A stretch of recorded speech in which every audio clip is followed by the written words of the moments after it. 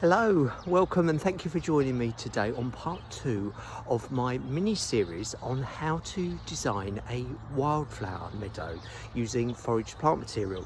And I'm down in the next village today. I'm down at Hollingbourne I'm filming today. And I'm going to show you what plant material to use for the design that we'll be doing in part 3. And just so what's come up today is that there's a Constance Spry exhibition coming up in London in the next few days. So a lot of people are talking about Constance Spry, and she used to pick wildflowers and things from hedgerows and grasses in her designs, and that's actually what we're doing here. So I just wanted to address some of the design issues as well, not just sort of saying what you need to pick, but to look at how we need to arrange them to make them look smart and attractive. And I've come to Hollingbourne because I just like the way that they don't sort of maintain the village as well, perhaps you might say, as some places. And there's some nice little bits that I'd like to share with you. So I'm going to flip the camera around and show you some ideas from Hollingbourne. So I wanted to show you this bench that they've got, and can you see that there's a nice square geometric shape there with the bench, but they've allowed all the well, they haven't really, they've just neglected it probably, but you've got all the foliage is sort of hanging, it's sort of tumbling over the side of this geometric shape, and I think that looks really attractive.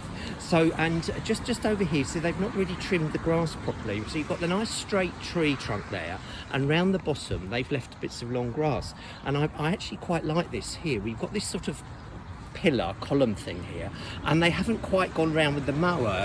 Can you see? So they've got the grasses growing up and the weeds around there. So we're going to have our square geometric box, and we're going to try and get this effect of having a nice straight clean line along there, and then having the weeds sort of billowing out over the box. And the thing is, this is an important thing for nature conservation, because these are wildflowers. They're leaving a little space here for some thistles and geraniums and some grasses to grow. So this is about nature conservation here, about keeping it. Many people would say, well, it's untidy, but I would say that actually having this lovely straight column with the grasses growing on looks very attractive in terms of garden design and floral design, but it's also good for nature conservation. You know, and they've got a nice tree stump there with some weeds. So this is what we need to be doing around the places where we live and in our floral design, to combine these straight geometric lines with nice soft billowing natural flowing forms. So anyway, I'm going to have a look to see if I can find some cow parsley to show you, yes, and that will be it. And just to show you here, this is Hollingbourne, it's their little village green, and I'll just show you over here, they've got some village stocks here. So this is so there's the stocks. So your head was supposed to go in the middle and the hands over there. So I don't know, yeah, anyway, so they've got the village stocks there. It's a nice, very pretty little village with some, you know, old houses and stuff. So it's rather a nice little spot, and they don't maintain it. The grass is sort of left to grow, and we'll just pop round to the church and see if there's anything to see at the church. So I'd like to show you, I absolutely love this little spot here, Musket Lane, it says. And I just, again, for our designs, just to show you the way that you've got this lovely stonework, this nice sort of geometric shapes, and the way the ivy is just draping over it, and the tree, and you've got the ivy growing up the tree.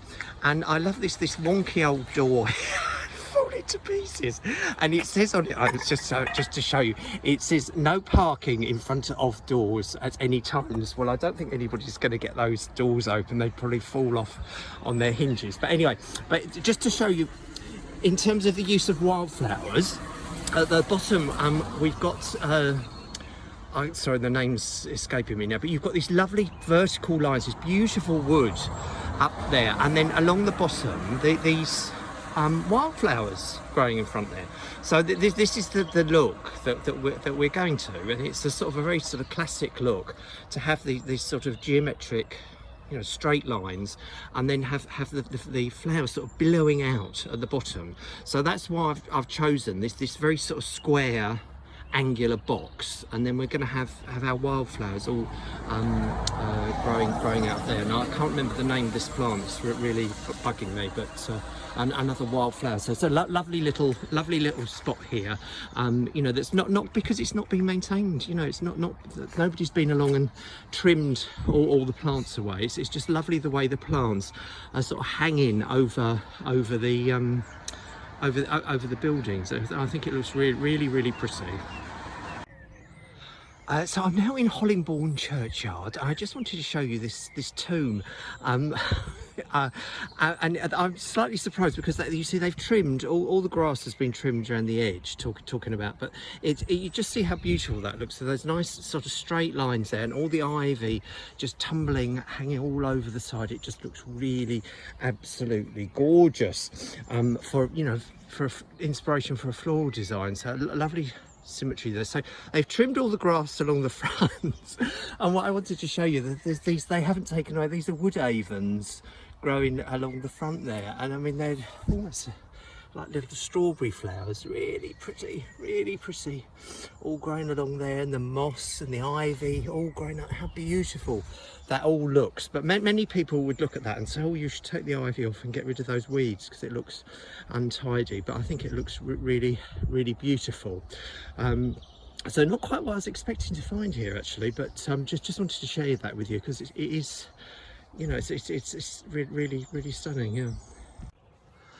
So behind me I've got some cow parsley here. It just goes on for miles and miles and miles. There's absolutely loads of it. It's not rare or endangered at all, and so this is going to be the mainstay of the design. It has this light frothy area, it's all sort of tumbling out over onto the road, and so that's the main thing I'm going to be using.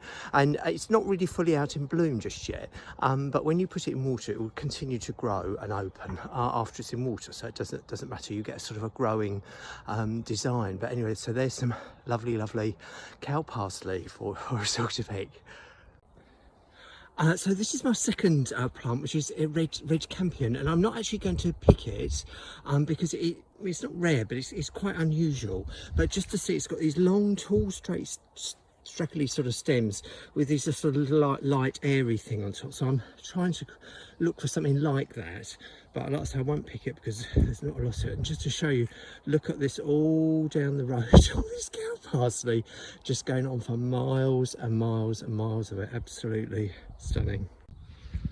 There's another thing here. This has actually escaped from the field, so I don't think it's a wild plant. But you know, that would be obviously nice, strong, straight stems. That'd be absolutely fine in to pick that for the arrangement. So it'd be white and yellow. Yeah, so I think that's rapeseed or canola that's escaped from the fields. So I apologise again for the noise of the traffic, but this is just absolutely sensational, really. All this grass here billowing over the side of the path, and we've got the blue alkanet growing up through the grass and some cow parsley there. So if we can sort of capture this effect for our design, this will be really lovely and absolutely beautiful. I mean, sorry about the noise, but. And look at all that cow parsley there. So this is absolutely perfect. This for a design. Really lovely.